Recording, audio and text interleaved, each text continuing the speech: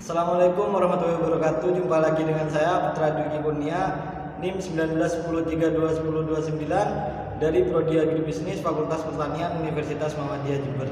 Baik, saya di sini akan menjelaskan tentang tugas iklim. Untuk memenuhi tugas ketahanan pangan, dosen pengampu Ibu Hevi Nudiana Wijayanti SPMP. Ketahanan pangan di Indonesia dapat dikatakan masih rentan. Salah satunya ditandai dengan masih adanya angka kelaparan.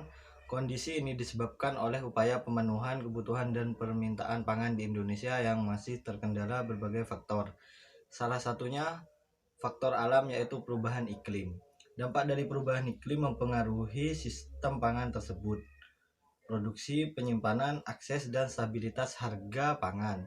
Indonesia termasuk negara yang memiliki ketahanan pangan paling rawan terkena dampak perubahan iklim di wilayah Asia Tenggara. Dinamika iklim yang berpengaruh terhadap produksi dan kestabilan hasil pangan adalah anomali iklim.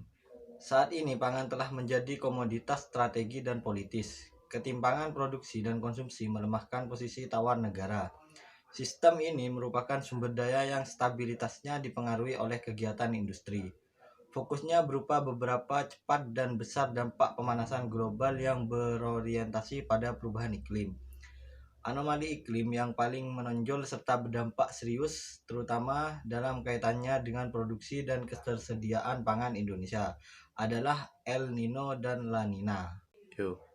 Ada beberapa dampak perubahan iklim. Yang pertama ialah dampak kontinu, ialah produktivitas tanaman, intensitas dan pola tanam menurun. Kenaikan suhu, perubahan pH dan kenaikan salinitas tanah.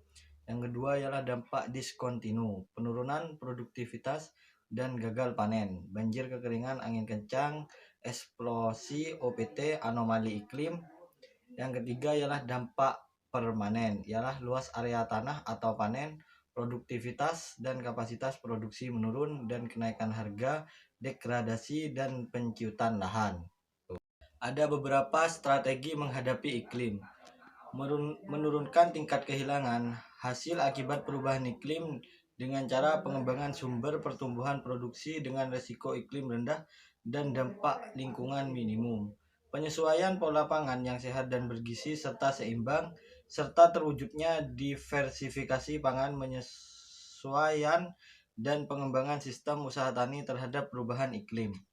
Adapun beberapa program yang dibuat pemerintah untuk mengatasi perubahan iklim yaitu percepatan diversifikasi pangan, penyesuaian sistem produksi pangan, peluasan areal pertanian, pengembangan teknologi inovatif dan adaptif, pengembangan sistem informasi dan komunikasi, perbaikan dan pengembangan SPS.